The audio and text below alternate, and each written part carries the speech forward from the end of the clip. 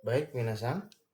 Kali ini saya akan membahas pola kalimat bab 1 yang ada di Minano Nihongo edisi 1. Ya, kali ini saya akan menjelaskan tentang pola kalimat, yaitu kalimat positif, kalimat negatif, kalimat tanya, partikel mo, partikel no. Baik, untuk yang pertama itu kita akan menjelaskan kalimat positif ya, minasan. Baik, kalimat positif itu terdiri dari kata benda satu wa dan kata benda dua terus des ya. Nah, kata sebelum partikel ini huruf H ya, minasan. Tapi dibacanya dia tuh jadi wa. Nah, dia itu merupakan subjek. Jadi kata sebelum partikel wa, dia itu merupakan subjek atau topik pembicaraan. Nah, kata benda satunya itu dia tuh topik utama atau subjeknya. Nah, terus kata benda yang keduanya dia itu adalah predikatnya. Nah, huruf H nanti dibacanya jadi wa ya. Dia itu sebagai partikel. Terus kalimat akhir itu diikuti dengan des ya. Ini dipakai untuk mengakhiri kalimat dengan sopan ya, menunjukkan bahwa si pembicara itu hormat kepada lawan bicara. Baik, contohnya ini ya kayak gini minasang. Nah, di sini ada kata saya adalah Maulana Ali. Nah, saya ini di sini adalah kata benda satunya. Terus Maulana Ali ini dia itu kata benda duanya. Maka adalahnya adalah wa ya minasang. Jadi kalimat bahasa Jepangnya jadi watashi wa Maulana Ari desu. Baik, contoh yang kedua. Orang itu adalah saudara Maya. Tadi kata benda satunya adalah orang itu. Terus kata benda duanya adalah saudara Maya. Orang itu bahasa Jepangnya adalah ano kata, terus partikel wa, baru saudara Maya. Maya sang des. Nah, jadi ano kata wa Maya sang des. Baik, contoh yang ketiganya. Saya adalah siswa. Kata benda satunya adalah saya. Terus kata benda duanya adalah siswa. Maka kalimatnya jadi watashi wa gakusei desu. Contoh yang keempatnya adalah saudara Maya adalah sensei. Kata benda satunya adalah saudara Maya. Kata benda duanya adalah sensei. Jadi kalimatnya jadi Maya sang wa sensei desu. Baik, kita lanjut ke kalimat negatif ya minasan. Baik, kalimat negatif. Pola kalimatnya itu kata benda satu wa, kata benda dua, tapi di belakangnya itu bukan lagi des ya minasan. Ini pakainya dewa arimaseng atau ja arimaseng. Topik utamanya tadi tetap sama ya. Kata benda satunya dia jadi topik utama atau subjeknya. Nah, terus kata benda duanya dia predikatnya. Predikat itu adalah menerangkan subjek, menerangkan topik utamanya gitu apa ya. Nah, terus dewa arimaseng atau ja arimasengnya dia itu diartikannya bukan.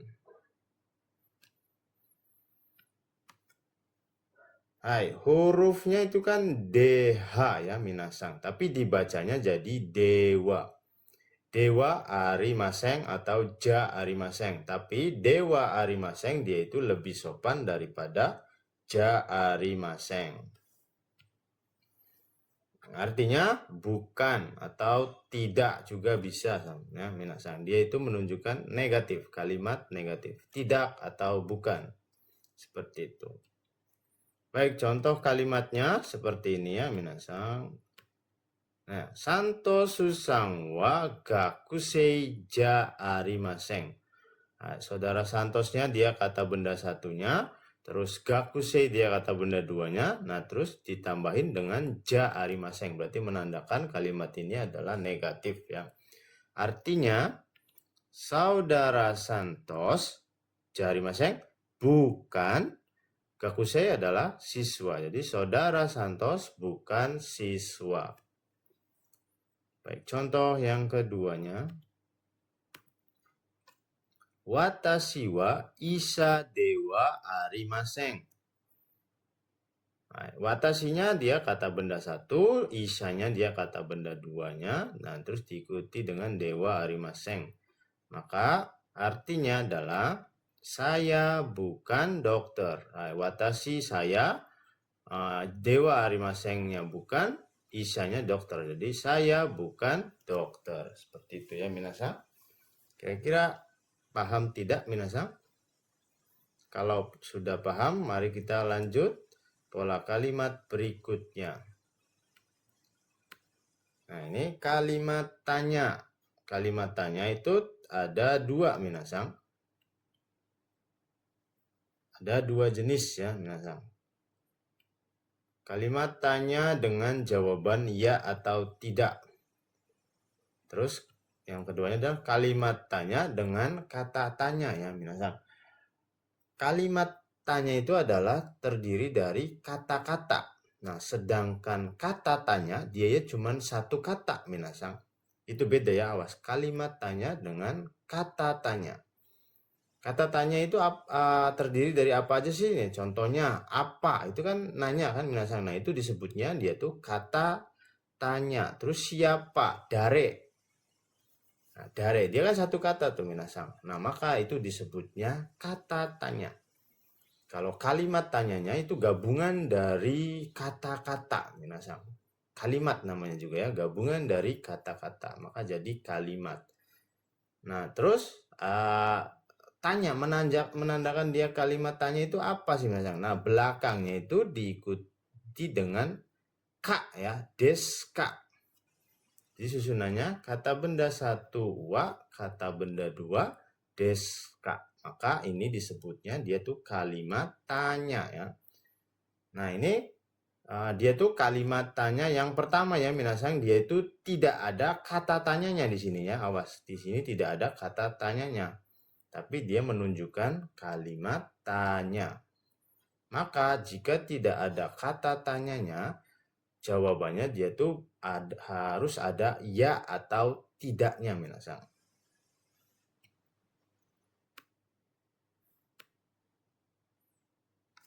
Kalimat tanya dengan jawaban ya tidak, maka dia tuh diartikannya apakah ya minasan.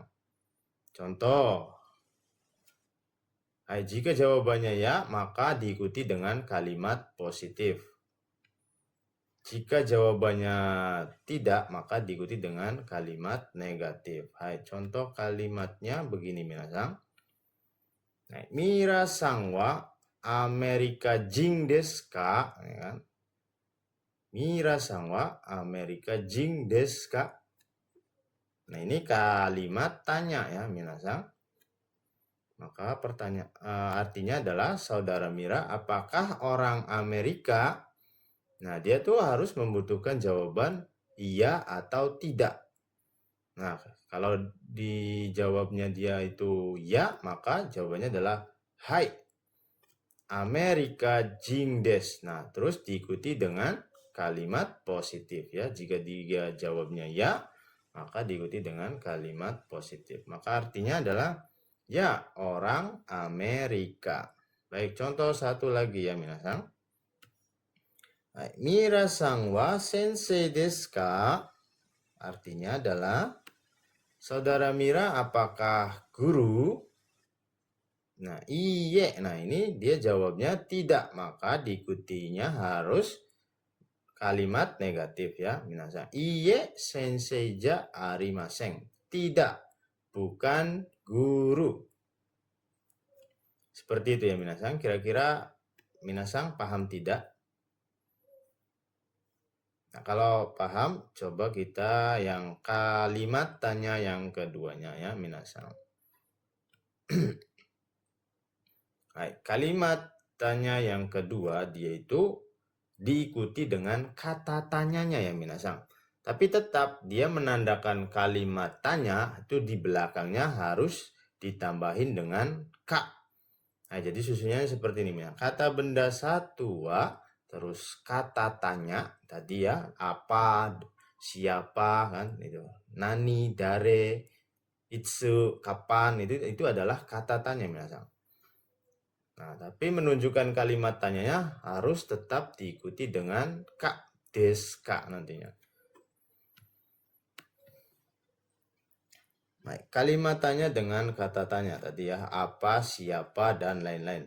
Banyak kata tanya minasan.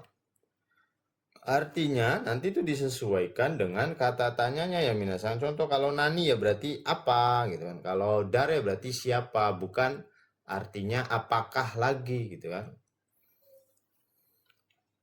Nah, bagian isi yang ingin ditanyakan maka ya diganti dengan kata tanya. Kalian mau nanya apa sih, tentang apa sih? Kapan tah, siapa tah, apa kayak gitu kan. Tergantung kata tanyanya. Contohnya minasang seperti ini ya.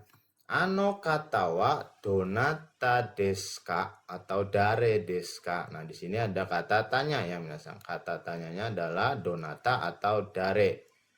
Itu artinya siapa. Maka artinya adalah orang itu siapa. Ano katakan orang itu. Orang itu siapa. Jadi bukan diartikan apakah lagi ya minasang. Kalau tidak ada kata tanyanya, maka diartikannya adalah apakah. Karena di sini ada kata tanyanya, maka diartikannya mengikuti dengan arti kata tanya tersebut ya minasang. Terus dijawab sama lawan bicaranya, ano katawa santo susang des. Ya. Maka artinya orang itu saudara Santos. Baik, selanjutnya adalah partikel mo. Partikel mo itu artinya juga ya minasang. Digunakan apabila predikatnya itu dianggapnya sama dengan predikat sebelumnya. Predikat itu adalah menerangkan suatu topiknya itu apa gitu ya. Nah, pola kalimatnya itu KB1 mo, KB2 des. Contoh nih di sini. Nah, mirasang wa Amerika jing des. Artinya saudara Mira adalah orang Amerika. Nah, predikatnya itu adalah Amerika jing des. Nah, predikat itu kan tadi menerangkan subjek. Jadi, bahwa si subjek tersebut itu adalah predikat kayak gitu ini gitu kan. Bahwa saudara Mira itu adalah orang Amerika. Nah, partikel mo itu kegunaannya dia tuh sama dengan predikat yang sebelumnya yang tadi ini yang disebutkan di awal tadi ya. Maka kalimatnya contohnya seperti ini, watashi mo Amerika jing desu, tuh kan predikatnya sama. Jadi artinya saya juga orang Amerika.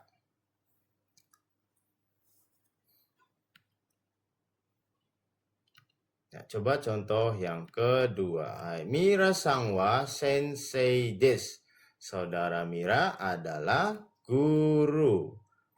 Santos susangmo sensei des. Saudara Santos juga guru ya. Predikatnya sama ya, minasang. Itu seperti itu. Baik, sekarang ke partikel no. Partikel no dia tuh menyatakan kepemilikan ya, minasang. Bahwa KB2 miliknya KB1 kayak gitu, minasang. Nah, digunakan untuk menghubungkan KB1 dengan KB2. Tapi awas hati-hati ya minasang, partikel no itu cara mengartikannya itu dibalik ya minasang, dari belakang. Contoh nih, maka susunannya seperti ini minasang. Jadi dibalik, kalian bikin kalimat bahasa Indonesia dulu. Nah, KB1 dan KB2. Nah, nanti susunannya itu dibalik KB2 dulu, nyusun ke bahasa Jepangnya ya. no baru KB1. Contohnya, Mira-san wa MC no saing desu. Nah, saudara Mira adalah pegawai perusahaan MC. Pegawai perusahaan MC ya di sini minasang. Pegawai perusahaan bahasa Jepangnya adalah saing. MC-nya ya MC itu kan. Pegawai perusahaan dia itu adalah KB1 minasang. Nah, sedangkan MC-nya dia itu adalah KB2. Maka susunannya itu jadi dibalik. KB2 dulu kan, berarti KB2 tadi adalah MC. Maka MC dulu yang ditaruh, baru partikel no, terus KB1. KB1-nya adalah pegawai perusahaan. Nah, syaing, nah di belakangnya kayak gitu minasang. Jadi susunannya seperti itu ya, dibalik KB2 no KB1 desu. Mira-san wa MC no saing desu. Saudara Mira adalah pegawai perusahaan MC. Baik, contoh yang kedua. Watashi no hon desu. Artinya buku saya. Buku dia itu kata benda satu ya minasang. Sayanya dia kata benda dua. Nah, maka susunannya dibalik, kata benda dua dulu. Kata benda dua tadi adalah saya. Bahasa Jepangnya watashi. Maka watashi dulu yang taruh di depan. Terus partikel no baru diikuti dengan buku. Buku kata benda satu kan. Nah, taruh di sini. Baru desu. Jadi watashi no hon desu. Buku saya. Baik, terus yang terakhir ini imbuhannya minasang. Nani sang. Dia itu artinya saudara atau saudari siapa gitu kan. Dia digunakan untuk menyebutkan nama orang lain. Contohnya ya Mira-sang. Itu kan saudara Mira, saudari Mira. Nah, kalau untuk nama sendiri itu tidak perlu dibubuhkan sang. Langsung saja pakainya des.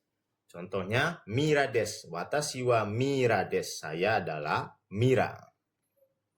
Nah, terus ada catatan ini ya minasang. Anata itu dipakai terhadap orang yang dekat saja. Seperti keluarga gitu kan. Suami, istri, atau pasangan.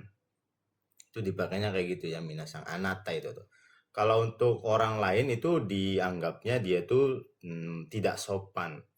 Jadi kalau untuk lawan bicara yang tidak dekat atau nggak terlalu dekat banget itu maka langsung saja sebut namanya terus ditambahin sang kayak gitu kan. Contohnya Mira-sang. No, shimasen Mira-sang. Kayak gitu kan. Tapi kalau belum tahu sih bagaimana aja sensei. Wah ya itu kalau belum tahu harus kenalan dulu. Sumimasen, onamae wa dare desu ka? Kayak gitu ya, kenalan dulu minasan. Jadi seperti itu. Semoga penjelasan tadi membantu ya. Kalau kamu berhasil mempraktekannya, jangan lupa bagikan ceritamu di kolom komentar ya. Supaya ilmunya makin bermanfaat, share juga video ini ke teman-teman kamu ya. Terima kasih yang sudah menonton. Sampai jumpa di video berikutnya. Bye-bye.